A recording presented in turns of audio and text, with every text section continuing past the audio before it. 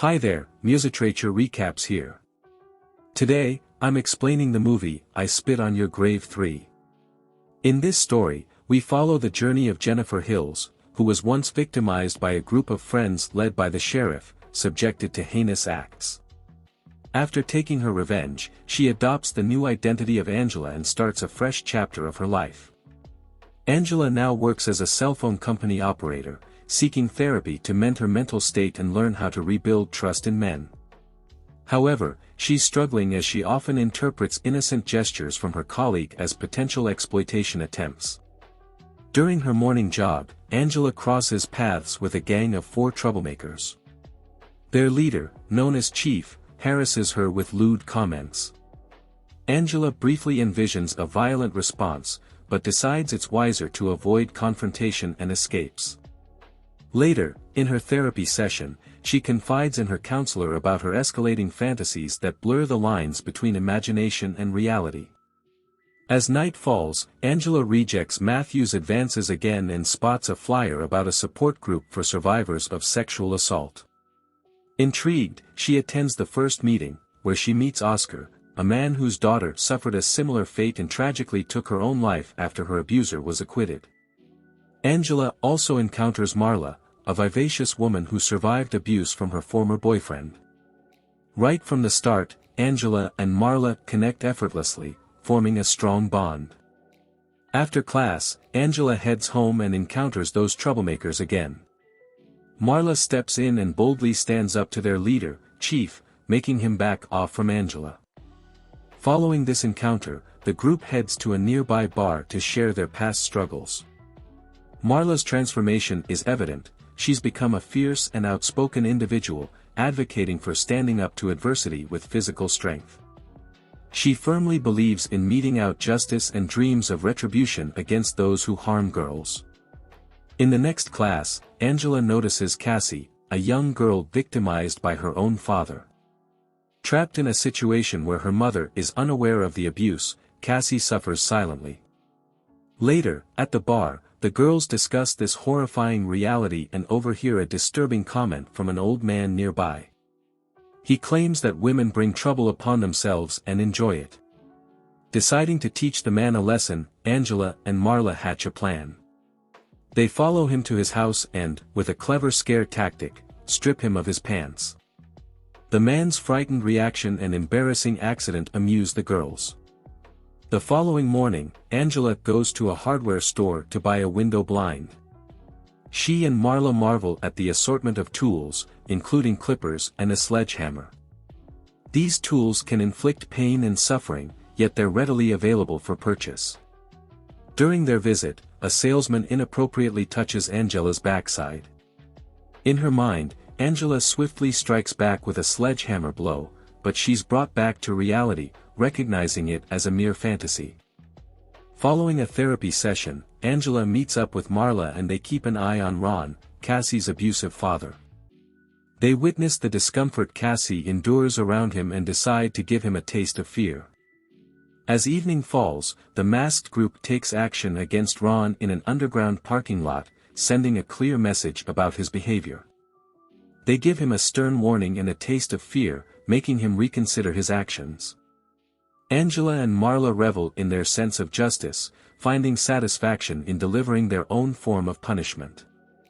In the next class, Cassie brings positive news. Her father's behavior has changed, and he's apologized for his past actions.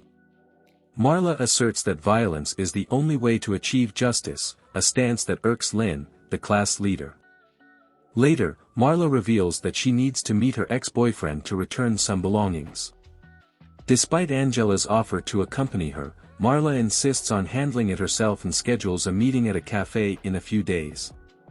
When Matthew tries to invite Angela for coffee again 2 days later, she politely declines, honoring her commitment to her friend. On the appointed evening, Angela waits in the cafe for Marla, but she never shows up. The next class for bullying survivors brings shocking news: Marla has lost her life. This revelation leaves Angela seething with anger, envisioning retribution against Lynn, who broke the news callously. Detective McDillon arrives to talk to the group, but his presence frustrates Oscar, who holds no faith in the justice system. Oscar leaves, refusing to engage with the law enforcement representative. Angela takes matters into her own hands and decides to have a talk with Detective McDillon, driven by her quest for justice. She spills all she knows about Marla's situation to the detective. Later that evening, Angela faces a confrontation with some troublemakers. The idea of using knives to defend herself crosses her mind, but she realizes she's not quite ready for such actions. Time passes, and Angela learns that the suspected criminal responsible for Marla's death has been released, leaving her furious. She rushes to the police station and meets with Detective McDillon. Their conversation reveals to Angela that the justice system isn't foolproof, and she begins to consider taking matters into her own hands to bring about retribution. Back home, Angela practices her knife skills and discovers she's quite adept. She ingeniously creates a concealed knife holder using a leather belt, tucking it safely under her skirt. Determined to confront Marla's ex-boyfriend, Nicholas, Angela heads to a nightclub where he's enjoying himself. She makes her presence known, and when Nicholas shows interest, she leaves the scene. However, Nicholas follows Angela into a dim alley, attempting to seduce her. When met with her rejection, he resorts to violence, attacking her. Angela seizes a crucial moment, retrieving her hidden knife and launching a counterattack. In a desperate bid for survival, she bites off a part of his anatomy and ultimately ends his life with a tire iron.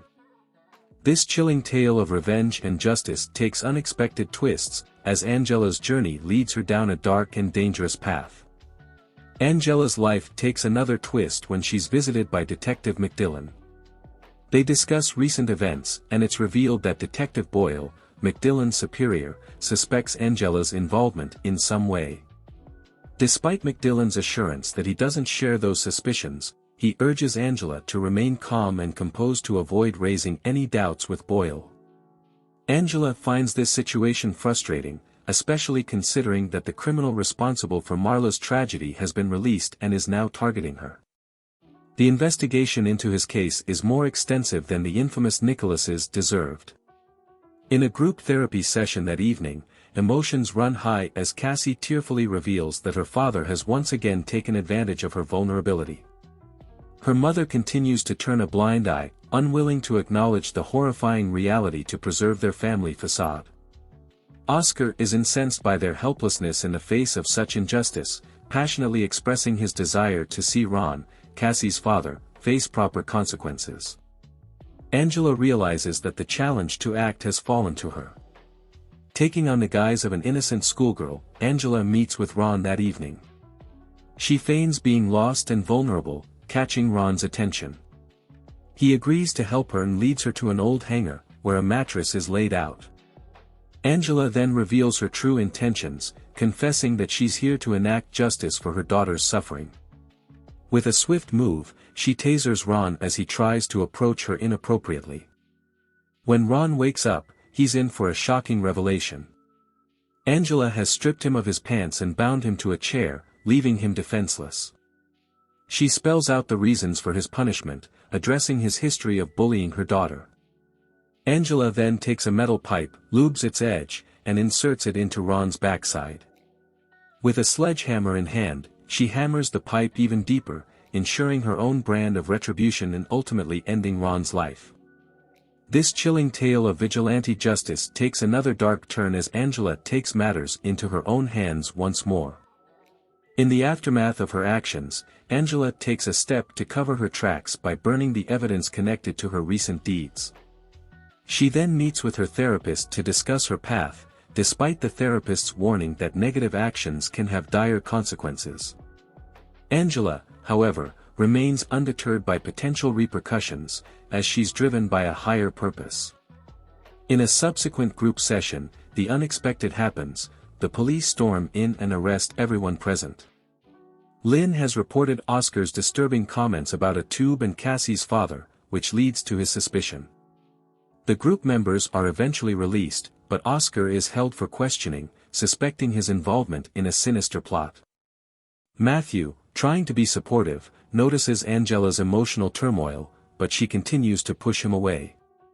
In the coming days, Oscar is released from custody. Angela decides to meet him, finding a man who's not fearful of incarceration but deeply disappointed by the justice system. Oscar reveals the tragic past where his daughter took her own life due to law enforcement mishandling crucial evidence. The DNA certificate was lost, resulting in the release of the suspect, despite Oscar's efforts with a skilled lawyer. His attempt to provoke the criminal by visiting his gym backfired, leading to Cole Watson filing a lawsuit against him, painting him as a stalker. Angela's heart goes out to Oscar, and she's determined to bring justice to his late daughter. She heads to the gym, tracking down Cole. In a dark alley, she attempts to confront him, even managing to wound him. However, Cole's strength proves greater, and Angela is on the receiving end of a punch to her face. Even her stun gun fails to deter him, leaving Angela defenseless as Cole forcefully takes control. As police officers rush onto the scene, Detective McDillon takes charge and swiftly eliminates Cole, who put up resistance.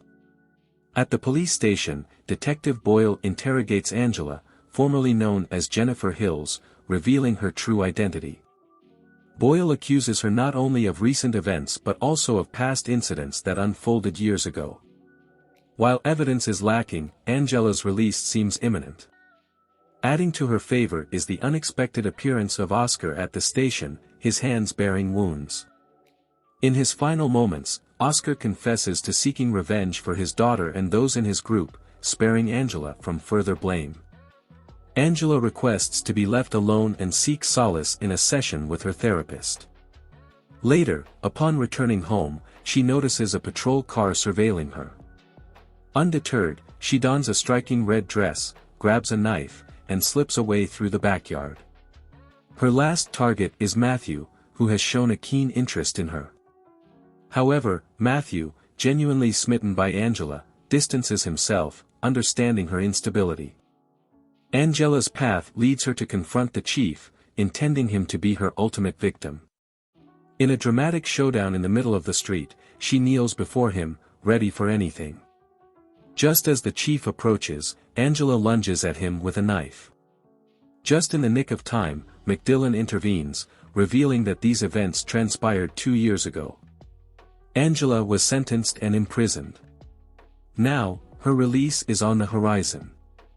After a heart-to-heart with her therapist, Angela exits the office, only to encounter 2 prisoners with a knife.